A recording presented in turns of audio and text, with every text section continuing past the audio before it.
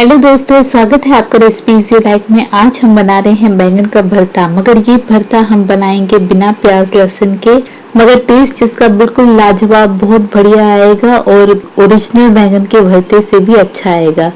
यकीन नहीं आता तो चलिए शुरू करते हैं। यहाँ हम ले लेंगे पहले 500 ग्राम बैंगन। ये लंबे लंबे पतले पतले हमने बैंगन ले लिए। इसका पहले हम ये ऊपर ताज वाला पोर्शन काटेंगे और आप चाहे तो इसका आधा डंठा डंठल जो भी कहते हैं वो भी आधा करके काट दीजिए।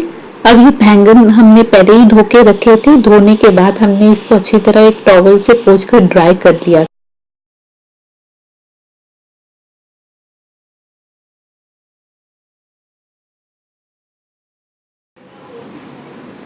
हमने बैंगन का सारा अनचाहा पोर्शन जो है वो काट दिया। इसके बाद हम इसमें चाकू से कट लगाएंगे आर पार। तीनों में हम ऐसे ही लगा लेंगे कट आर पार। चाकू जैसे जैसे आप स्क्रीन पर देख रहे हैं इसी तरीके से आपको कट लगाना है, मतलब इसको पियर्स करना है आर पार। ये करने से क्या होगा, ये स्टेप करने से ये जो हमारे बैंगन है अच्छी तरह अंदर से भी भुन जाएंगे, कच्चे नहीं रहेंगे। इसीलिए ये करना जरूरी है। सभी बैंगनों में हमने 4 से 6 कट लगा लिया है हर एक तरफ से। अब इनकी थोड़ी तेल मालिश हो जाए तो इन बैंगनों पर हम लोग तेल लगा लेंगे। ये जब हम भुनेंगे तो ये तेल की वजह से अच्छी तरह और जल्दी भुन जाएंगे।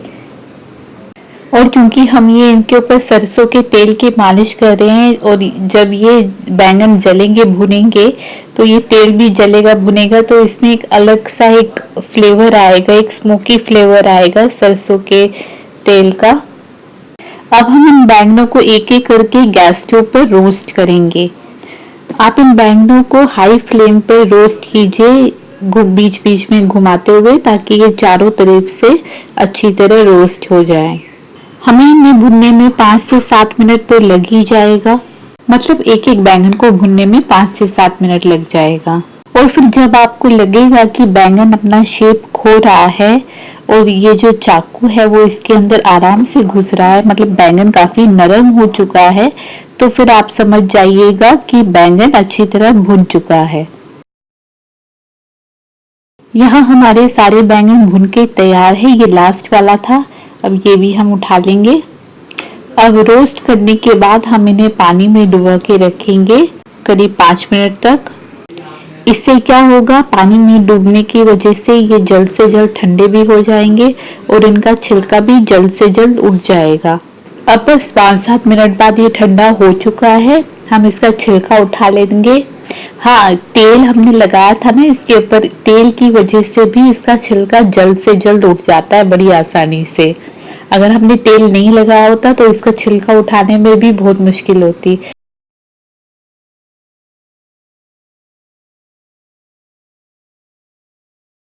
एक बैंगन हो गया हमारा, बाकी के बैंगनों पर से भी हम ऐसे ही छिलका उठा लेंगे।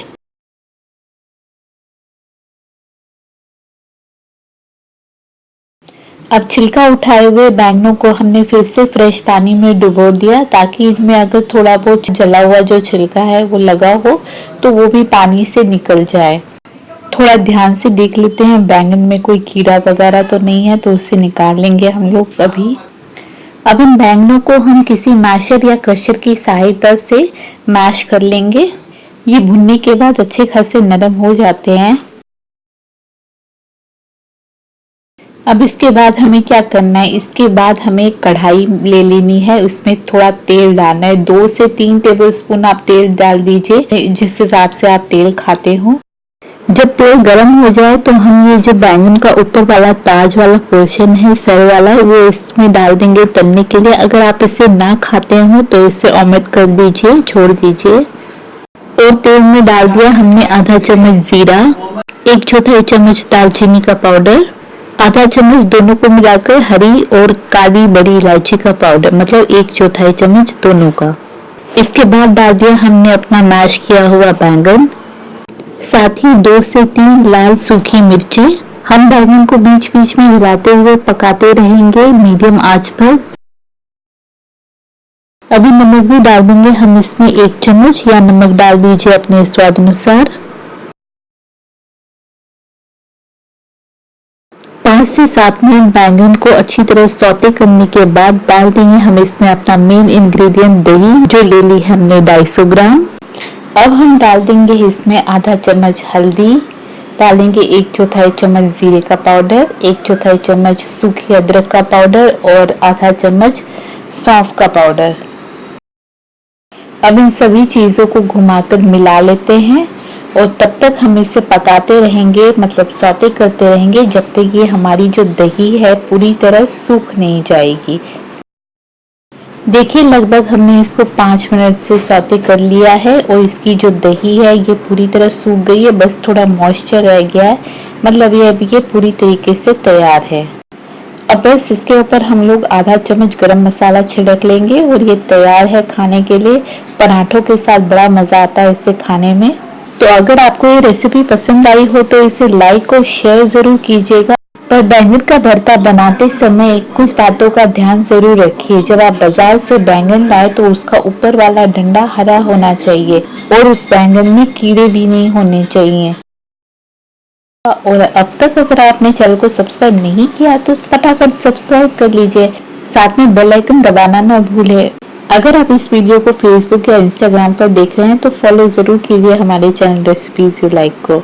तब तक इस दही बैंगन भरते को एंजॉय जरूर कीजिए। Bye bye.